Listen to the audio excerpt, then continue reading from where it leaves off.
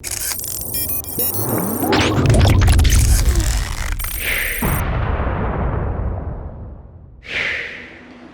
what's going on everyone? Vega here for SerpentX Tech, and in this video I want to talk about this Mini Doge miner. It's not even profitable to mine with, so why the hell did I get it? Well, I want to explain myself, but also just talk a little bit about this particular miner, which is the VOSCoin edition. It came out for a limited time, and a fellow VOSCoin subscriber slash community member helped me get my hands on this for relatively cheap. Originally, these things were selling for about $700 to $1,000 depending on when you got it during the market.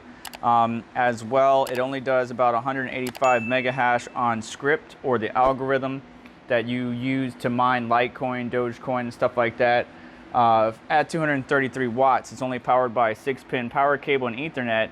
And the eventual plan is to get it next to the Doge 2 miner that's already down there and kind of consolidate a little bit of my power together.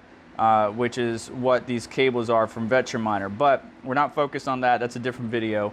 We're focused on stacking that Doge, stacking that Litecoin as much as possible. Even though this will cost me money, $80 a year in electricity, or by the end of the year at 10 cents per kilowatt hour calculations and current market prices, I do believe Dogecoin will pick up and Litecoin will pick up. Not financial advice, just my conviction. So even though an L7 can really, stack those sats or stack that Doge and Litecoin for us.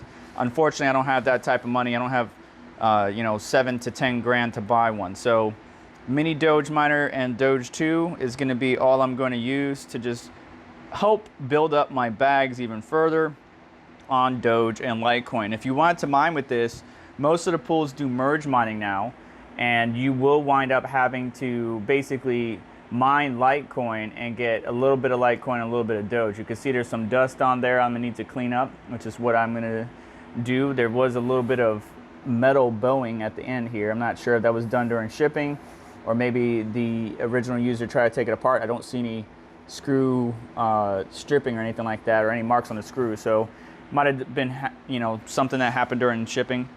But because the pools force us to merge mine primarily Litecoin and then get a little bit of Doge instead of just focusing just on Doge like we want, I'm gonna stack as much as I can before the next bull run, which is the game plan. It seems like it is starting by the time you're watching this video, but I'm not gonna get my hopes up. I'm just gonna keep my calm, keep my convictions true, and get this guy powered up and hashing away next to the Doge 2 miner.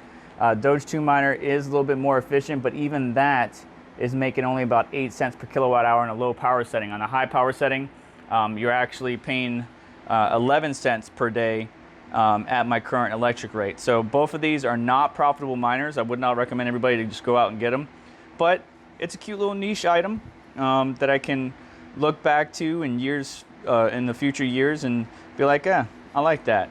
The fans are replaceable, and this thing is super easy to tear down. If we take off the front 4 screws here, one in each corner, we could just turn that to the left.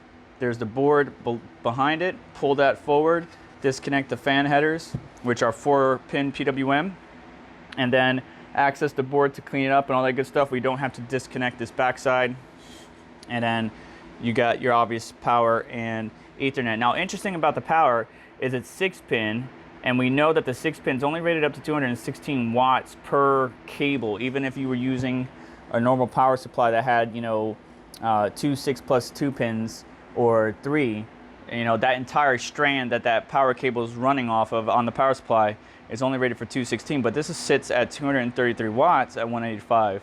So it's really on the limit of the 6-pin connector, whereas an 8-pin could do 288 per strand, again counting for even if you had 3 or 2 6+2 pins, the entire strand coming from that one power connector or cable would only be 288 watts. So we're going to be doing something in a future video where I'm consolidating everything, which is why we got the server power supply and breakout board and these veteran miner cables. So stay tuned for that, but I'm going to be hooking it up. This video was just focusing on why I'm using a miner that's not profitable to stack Dogecoin and Litecoin. Let me know your thoughts.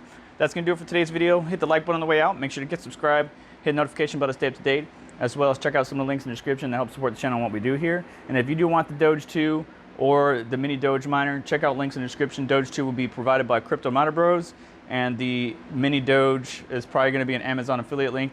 I do not recommend buying either unless your convictions are strong. Good luck.